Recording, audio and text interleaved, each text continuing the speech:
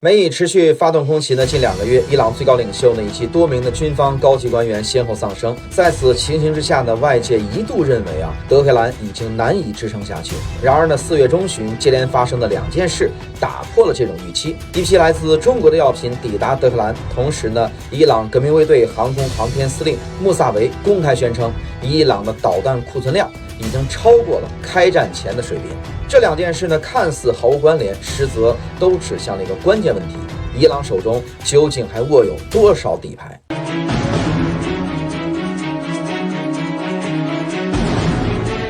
大家好，我是谢飞，欢迎来到今天的谢飞观察。点亮关注，我们开始今天的话题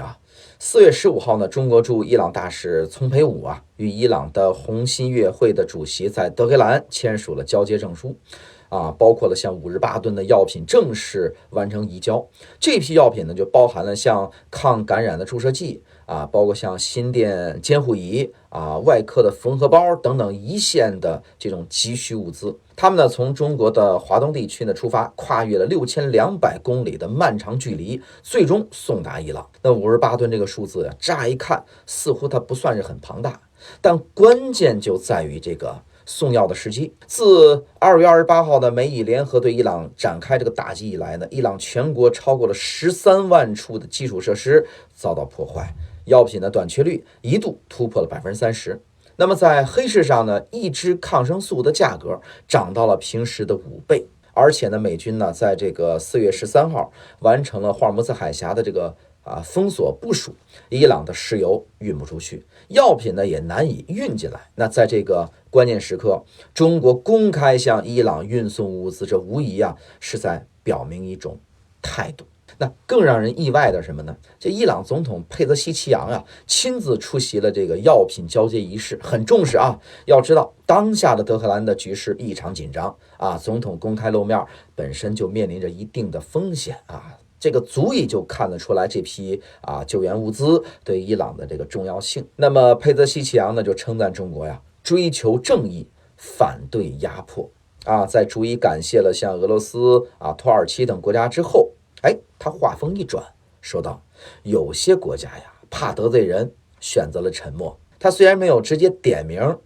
那些被跳过的国家的名字，但是他这句话的指向性十分明显，也颇具杀伤力。大家觉得点了哪些国家呢？评论区告诉我实际上这58吨的药品的意义远远超出人道主义救援的范畴。那么它就暂时缓解了伊朗医疗体系最为紧迫的物资短缺的问题稳定了国内的这个民生局面。那么在美方严密封锁的情况之下这批药品的运入就如同撕开了一道口子为其他还在观望的国家就树立了榜样。同时这也是中伊关系在公开层面的一次重要的展示。有了道义上的支持，那么伊朗在军事方面的这个情况又如何呢？这就不得不提到伊朗的导弹了。穆萨维的表态，咱们乍一听可能会让人觉得说是不是在进行这个心理战、认知战呢？但实际上是有数据作为支撑的在开战之前伊朗大约拥有2500枚的弹道导弹。那么美以联军虽然对伊朗的这个导弹基地进行了密集的空袭炸塌了多处的这个隧道入口，但是那些深埋在地下300到500米的这个核心设施基本完好无损。那就连美方也承认如果没有地面部队的介入，就很难摸清伊朗山洞里的这个真实导弹库存的情况。那么可以这么说伊朗在这个导弹方面的底气源于其数十年的精心布局。在两伊战争期间伊朗曾吃过导弹袭击的亏，那此后便将导弹计划就列为了最高安全优先级的事项。那伊朗依托多山的这个地形，修建了27至29座地下军工厂，那实现了90%以上的导弹国产化率从像什么征服者到法塔赫这个高超音速的导弹，伊朗的这个导弹研发和生产，它完全不依赖外部的供应链。在平时伊朗每个月能够生产150到200枚的导弹，而在战时动员的这种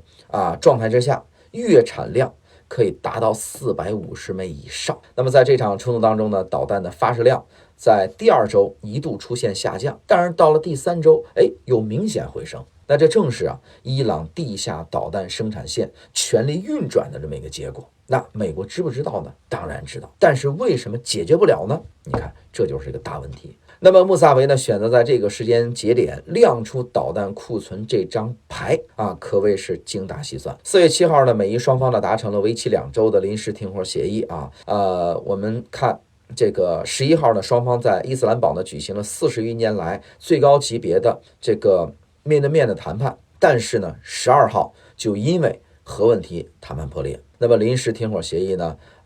这个原本在4月22号到期，结果呢到期之后呢，特朗普宣布无限续签无限这个停火，而双方在谈判当中的要价几乎完全对立，就是美方要求伊朗暂停铀浓缩活动20年并开放霍尔木兹海峡，一方呢则坚持要求全面取消制裁并获得安全保障。在这个时候，伊朗展示这个导弹库存，那它的信号就是十分明确了，在谈判桌上得不到的东西，那么在战场上还有争取的机会。正如美方分析人士所说，伊朗占据着一个优势，那就是只要一天不输就相当于赢了，那也就是抗击打能力强这个持续能力僵持能力比较强。药品和导弹呢，一个代表着这个软实力，一个象征着硬实力，恰好构成了伊朗在这个绝境当中博弈的2条重要的路线。怎么说呢？你看，药品争取道义空间，稳定民心导弹则维持军事威慑，为谈判增添筹码。那么接下来呢，这个停火协议是否能够延续，将决定这场冲突的这个最终走向。那可以确定的是呢，伊朗手中所掌握的底牌比大多数人预想的那要多得多。好了，后续将如何发展呢？各位锁定我的频道，我们也会持续的给大家来做深入的解读。感谢收看这期节目，我们下期节目再见。